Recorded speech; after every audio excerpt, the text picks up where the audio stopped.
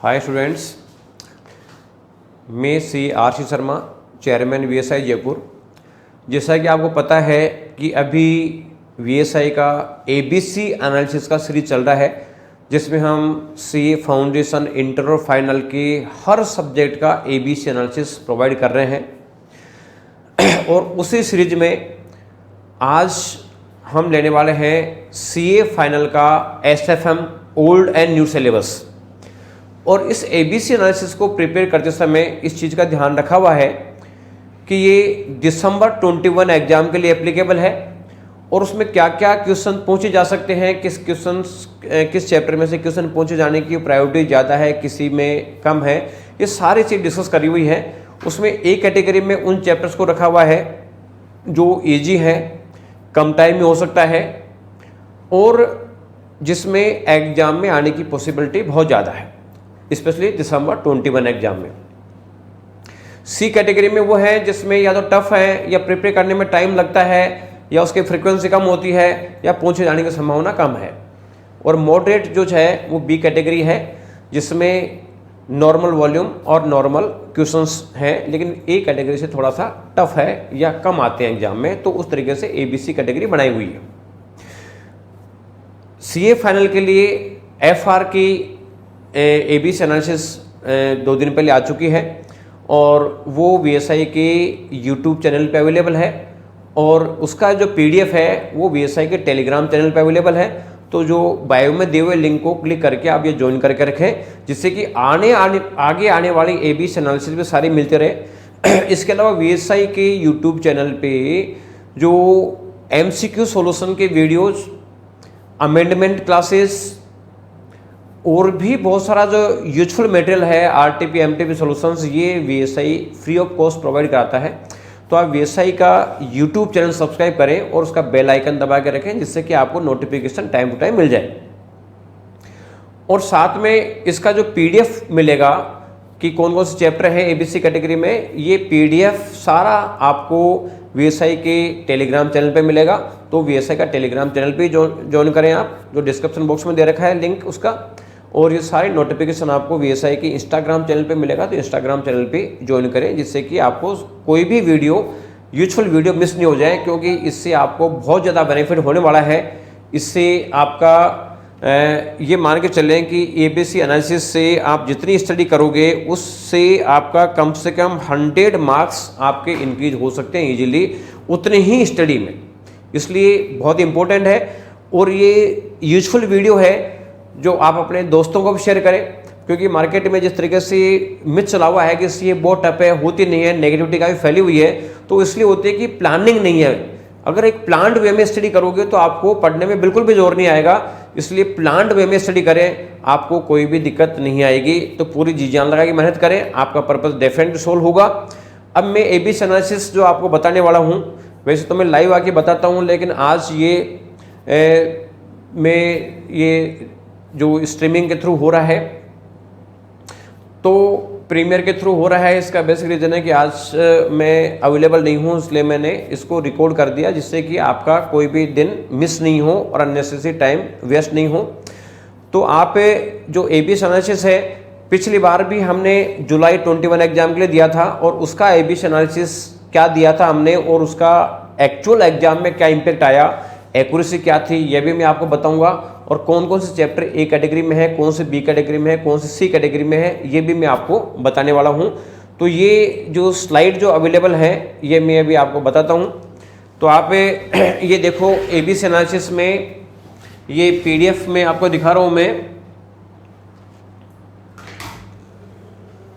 ये एक तो देखो पहले आपकी एक्यूरेसी, जिससे कि आपको ये पता चले कि वीएसआई जो ये एबीसी एनालिसिस देता है तो केवल हवा में बात नहीं करता, बहुत सोच समझ के हमारे 30 से 35-40% की टीम लगी हुई है जो ये चीज़ देखती रहती है कि क्या परम्यूटेशन कॉम्बिनेशन है किस एग्जाम का, क्या क्या पूछे जा सकते हैं एग्जाम में क्वेश्चन। और ये इसी का रिजल्ट है कि जो वीएसआई में स्ट्रॉन्ग रिजल्ट आता है, ये रिसर्च का रिजल्ट होता है। केवल पढ़ाने से पर्पसफुल नहीं होता, पढ़ाती तो पूरी दुनिया ही है, लेकिन क्या क्वेश्चन पूछे जा सकते हैं, क्या नहीं पूछे जा सकते हैं, ये बहुत सारी चीज़ें इसमें देखी जाती है। अब इसमें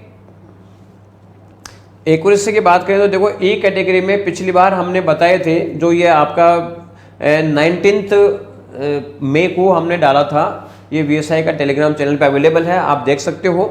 ये ABC एनालिसिस और ये जो मेन एग्जाम में जो क्वेश्चन आए ये भी आप देख सकते हो। तो यहाँ पे हम देखेंगे, हमने ए कैटेगरी में 66 मार्क्स का क्वेश्चन बताए थे, उसमें 60 मार्क्स के आए।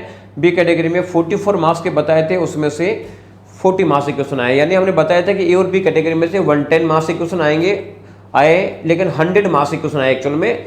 तो 100 मार्क्स का ही तो पेपर अटेम्प्ट करना, आपको उससे ज़्यादा थोड़ी करना है। सी कैटेगरी में हमने 22 बताए थे, उसमें 24 मार्क्स के क्वेश्चन आए। तो ये VSI की एक्यूरेसी है, यानी केवल हवा में बात नहीं करता, पूरे फैक्ट बेसिस पे बात करते हैं, इसीलिए पूरा सिलेबस नहीं पढ़ने के बावजूद भी रिजल्ट आता है। और इसका बेसिक पर्पज ये है कि अगर बच्चा पूरा सिलेबस नहीं कर पाए तो कम सिलेबस कर ले तो भी पर्पज सोल्व हो जाएगा। लेकिन हम इसके थ्रू ये नहीं करें आपको कि आपको कम सिलेबस पढ़ना है, आप पूरा पढ़ो, कोई दिक्कत नहीं है, लेकिन प्रायोरिटी वाइज पढ़ो कि पहले ए कैटेगरी पढ़ ली, ए के बाद बी पढ़ लिया, बी के बाद सी पढ़ लिया।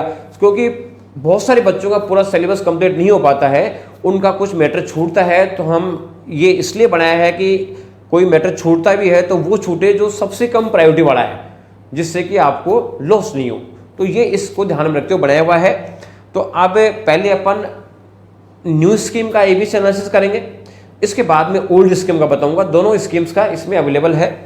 तो न्यू स्कीम की बात करें तो न्यू स्कीम में देखो आपका ए कैटेगरी में चैप्टर लें पहला, तो चैप्टर नंबर 7 है म्यूचुअल फंड। इसके बाद में चैप्टर नंबर 12 है corporate valuation, chapter number 13 merger acquisition, 4 security valuation और 5 है पोर्टफोलियो मैनेजमेंट। इन चैप्टर में इतने मार्क्स के क्वेश्चन पूछे जाते हैं लगभग, उसका वेटेड मार्क्स लिया है हमने 64 मार्क्स का। तो ये आपके ए कैटेगरी के हैं जिसमें आपको ये वर्किंग करनी है।